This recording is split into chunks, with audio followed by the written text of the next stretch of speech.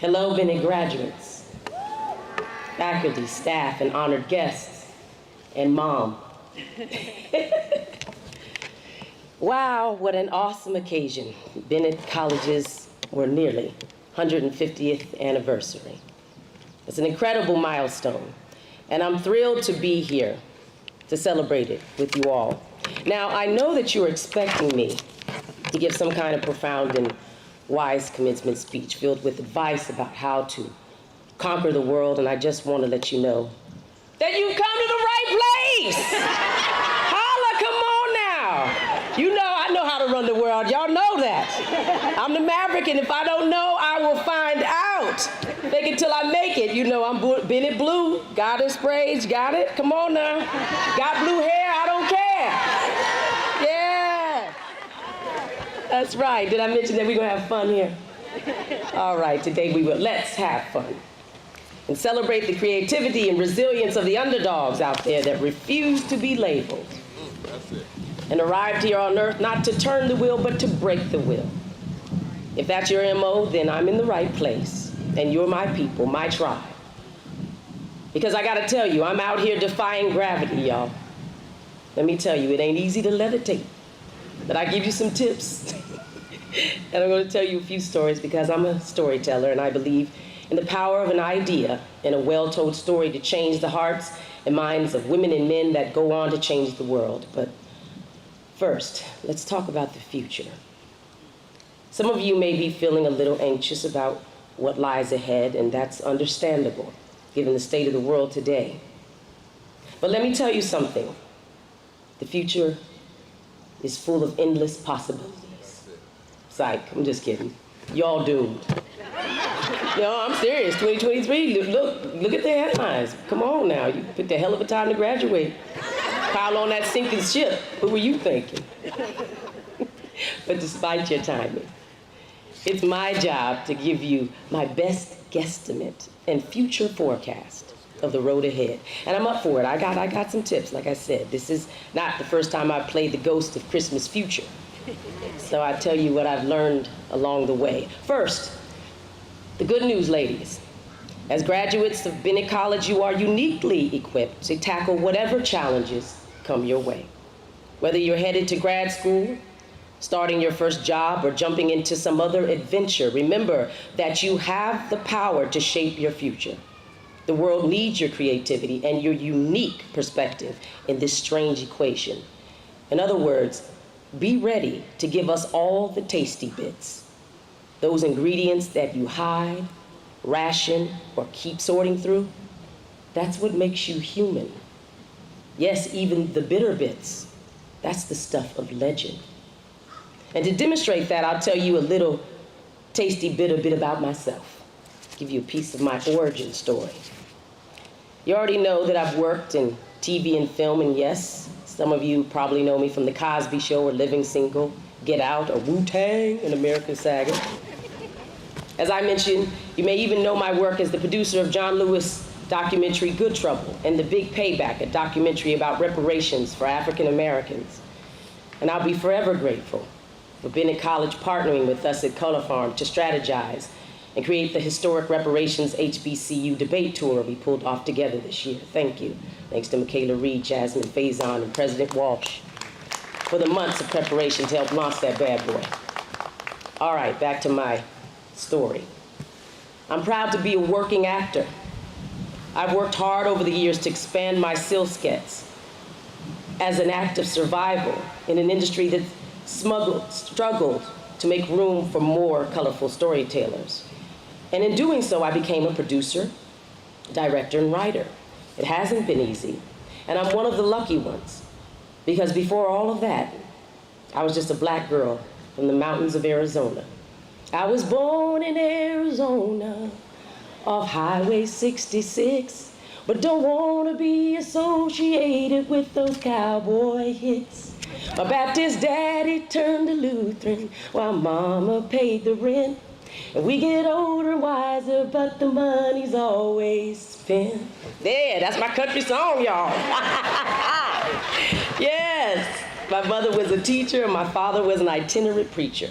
They were both orphans, They had 6 kids, I was 4th, and we spent the first 11 years of my life living in a motel called Starlight off of Route 66. My father was an itinerant Church of God in Christ Pentecostal preacher. For those in the know, that was like being a tipped wage worker. They'd pass the plate, and then you'd wait to see if you could make ends meet that week. Hallelujah. My mother was an educator, early childhood education, Head Start. And if you think earning a living as a teacher is tough now, back then it was like the Hunger Games. It's shameful what we pay our teachers, and we need to organize and demand that America invest in our greatest soft power and essential workers, teachers. But yeah, it was hard times. My family did a lot of dumpster diving.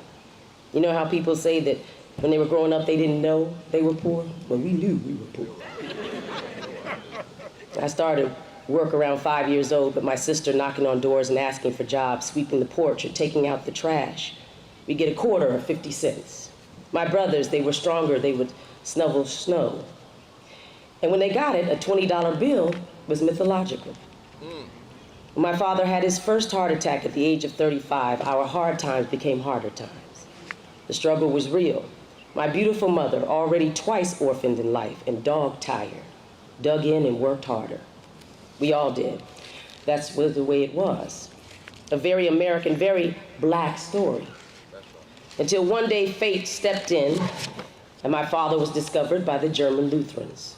They thought he had something special and sent him to the Lutheran Theological Seminary in Philadelphia. And life changed for all of us. Because in Arizona, I knew I was black, but I didn't know how black could be. Like, we have a Negro national anthem. But hey, you know, I was young, gifted, and black, and suddenly there were more opportunities. My mother sent me to a summer arts program, and in the 5th week of the 6-week program, a Merchant Ivory independent film came to town, and they held an open call looking for girls of color to audition. I, along with hundreds of girls in the tri-state area, showed up hoping for a miracle. And when the smoke cleared, a miracle happened. They chose me for the lead. I was discovered there in a basement theater called Freedom. And that first job got me a SAG union card, health care, and a career. I was 14 then, and I've been trying to make good on being the one that got over ever since. That's my origin story.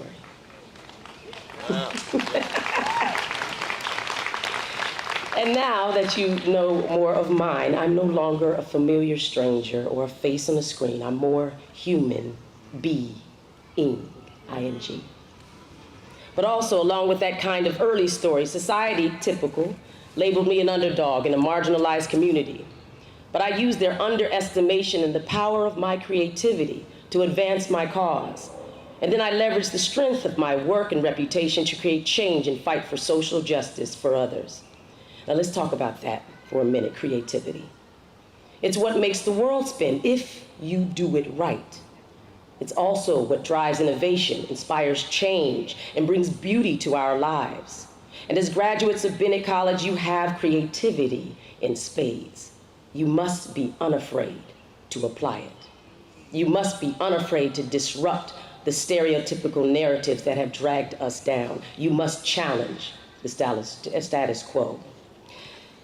I have a philosophy that diverse stories are proof of life and are an organic source of sustainability, and I believe they are crucial for our future. These diverse stories hold within them the promise of a new generation. The future, like it or not, is here, and we are witnessing the rebrowning of America and the changing of a guard. Though that may sound threatening to some, historically we know that's how great societies thrive, through change.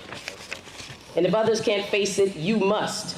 In a world where people are banning books, it will be up to you to make sure these diverse stories can be told, because change has already happened and your existence is the happening.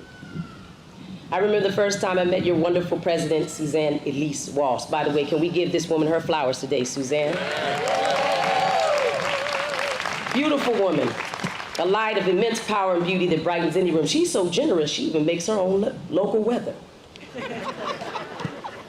He's been a great mentor to me and to my co-founder, Ben Arnon, as well as one of the best advocates I've ever met for Bennett College and Black Women 8 Al. Shout out to all your terrific colleagues here too. I appreciate you. Thank you so much.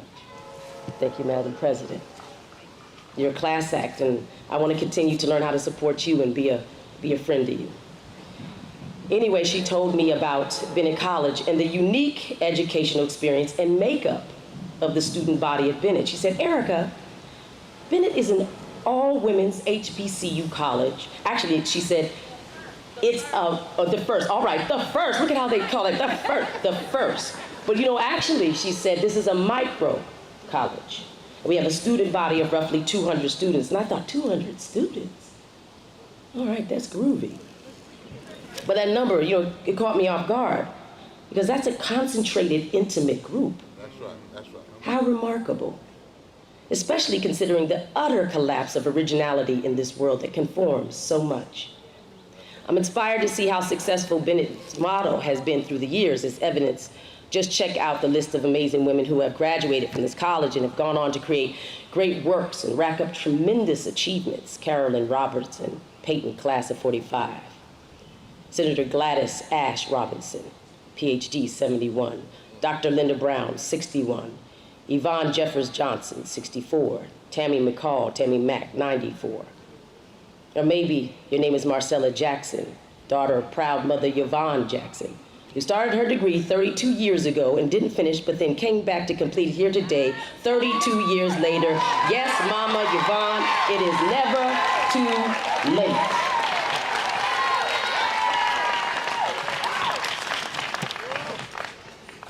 You young belles have matriculated in a micro college that has supplied you with the ideal tools for macro influence. That's extraordinary. Now, as you all move on out into this big old crusty world, how will you get on? How will you apply this experience at Bennett and your unique point of view to a world where you have to compete with women and men from all over the world within mixed economies? And now, with the arrival of artificial intelligence, AI, how will you thrive? Here's my advice. You ready for it? Excuse me. Google it. I'm serious. You see me here now, but soon I'll be an avatar. And that avatar would tell you what she know me thinks. So here's some stuff that'll blow your mind. Before there was digital photography, there was film. Anybody remember that? We recorded our world on Kodak film in what we thought was a neutral, objective way. Problem was, it wasn't neutral. Kodak color film was color balanced for white people's skin tones. That film represented a set of political and discriminatory choices. Now, you with me so far? So check this out right now. 90% of search worldwide is done by Google. Currently, you search for Erika Alexander, the great if you want, but, and you get a list of items from Wikipedia articles to articles that pay to be in the first page of listings, etc. But Google is moving to an AI-based large language model which will answer your search in text. The fear is that this too, this seemingly neutral version of information, will be encoded with someone's discriminatory and political biases. But whose? By the way, for those of you keeping score at home, Google's head of AI just quit, warning that this new technology was running away from us. That's right. It was the man who developed AI for Google for years. He just up and quit. This is scary stuff, dude. This is why the screenwriters in Hollywood are striking.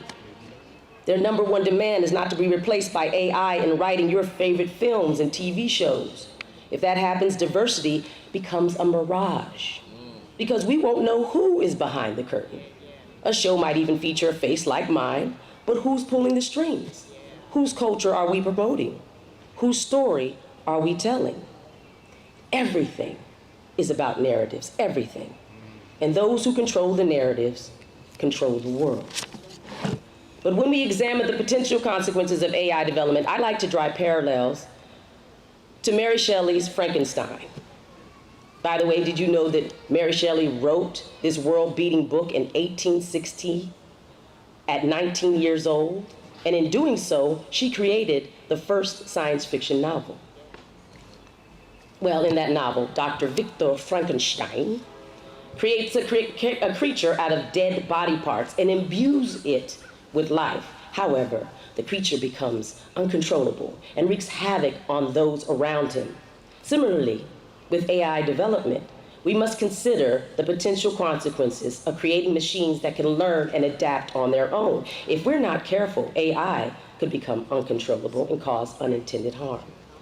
Furthermore, the creature in Frankenstein is a reflection of the darker side of human nature. It also reflects the sadness and beauty of the human condition, wanting more and not being able to get it. What happens when AI wants more? I've been called an Afrofuturist. I write sci-fi stories, comics, and ghost stories. You'd think I'd have some idea of what may happen in the near future. Nope, I ain't got a clue. I grew up in a different time. I know, I look hella good. Especially for someone clocking in at 50 some odd years, right? No, it's okay to clap at that, come on now. Yes, big shout out to my mom. Thank you. Sammy Alexander, there she is right there. Sammy Alexander the Great. She's got terrific DNA. She's over there. Say hello, Mom, with my niece Soleil. But yeah, this time feels very different from the early 90s, and that's what I would have been coming out of college, had I gone. But there's a lot that's similar. No matter what time you show up in the game, like maybe you're the first in your family to go to college, like our graduate, Janala Johnson. Or you had to work several jobs to pay your way through school, or unforeseen circumstances, health crises, and disabilities made life difficult. Life is challenging, and it can be brutal sometimes. Some of the challenges seem insurmountable, and like the new challenge of AI, they won't be solved overnight. Change takes time. But here you are with your beautiful selves, ruling and grooving, pushing forward. Whatever your story, know that you are part of a long line of achievers who have fought their way to success. I called on two Bennett alumnae, Pamela Griffin Owens, class of '81, and her sister Beverly Griffin, class of '87. It's a long story how I know them. I was kind of sitting next to Pamela's son at an MJ musical, and he was sitting stock straight, great posture. I said, hey, dude, you got great posture. He's like, oh, thank you. I said, I'm going over to Bennett. I'm doing this thing. I just started talking. You know, I do that. And he said, Bennett? My mother went to Bennett. I said, you don't say. I said, I might call on you one day, brother. We exchanged, and I did. And so I got a chance to talk to his mother and her sister. And oh, by the way, there's a shout out to her sister, their sister, Gwendolyn Griffin, who is a professor here. So it's a family affair. But I wanted them to tell us about their journey and how you might proceed. They wanted you to know that during the time they were here, the professor stressed what it means to be a woman with character and how that would help African American women take their place in leadership roles in this global world change. Beverly confessed that she was not a confident freshman, and that everybody does not mature to the same level, to the same degree. So we need to make sure that there's a place for everybody, and Bennett provides that place, a small, intimate opportunity for learning. And that was true for both of them. But ready or not, the expectations were still high. Beverly told me a story about her then Dean Bradley. She said he came to the orientation and he visited their dormitories to tell them that after 8 a.m., no one should be in their hair rollers with rags on their heads. Okay, it was a different time. But you know, I think I'd like to bring it back because I'm sorry, the bonnet is a beast. It is. I believe the bonnet might be able to squash the AI dilemma, kind of like Nene Leakes versus everybody.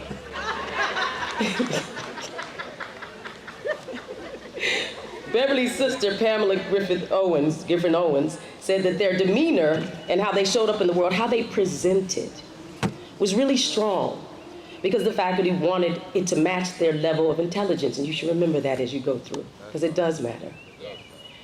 Their Bennett experience reinforced the values their parents had taught them, developing excellent character and preparing them for leadership roles. They praised Dr. Walsh as having done a phenomenal job to resurrect and maintain the integrity of the mission despite difficult economic conditions. They were also gratified by the long friendships and mentoring they received well after they graduated here. The sisters said a whole lot more. Unfortunately, I cannot say it all here, but I was encouraged and inspired by their enthusiasm and love for their alma mater and how their time here still resonates throughout their lives. Now, I'd like to give you a piece of advice from me, from my heart. And this is very important. My advice to you is this: haul ass. I'm serious. Ben Arnon, my co-founder at Color Farm Media, says I say this on a loop, and I do, because everything takes a lot longer than you think to get anything done. Doing it well takes time, and getting people to notice it and support it, it's a heck of a lot longer than you think. So go on and get on with it. Also, it's scary all the time, but you'll grow stronger, more resilient, and you'll need to. So you can figure out a way to gain more insight into yourself, so you can own your now and not borrow against someone else's tomorrow. My dear friend and mentor, Bishop, Reverend Dr. William Barbara II, did I get that right? Put it all there, is a genius strategist and master storyteller. His skill set, innate and hard-won, is the gold standard for the power of story and its might to create right. In this discussion, I'll reference his signature framework called the Third Reconstruction. In its divine simplicity, he becomes a world builder. He says that the Third Reconstruction is in progress and that we are all the architects of the Third Reconstruction. Boom. You feel that? That right there made you sit straighter in your seat, because with one phrase, he recreates you as a character with purpose in a more dynamic world. Our everyday ordinary becomes mythological. He believes you have to have a place to shift imagination, prophetic, moral imagination, before you could even have a hope of political and public policy implementation. Those are his words. How does he do it? By making your participation larger than life. You, consciously, make history in your own time by acknowledging the need for change without asking what you get from it, but doing it anyway because you get to do it. Surely, that is a higher calling. May we all answer that call. In closing, let me just say how honored I am to be here today, and also to be a part of your extended family.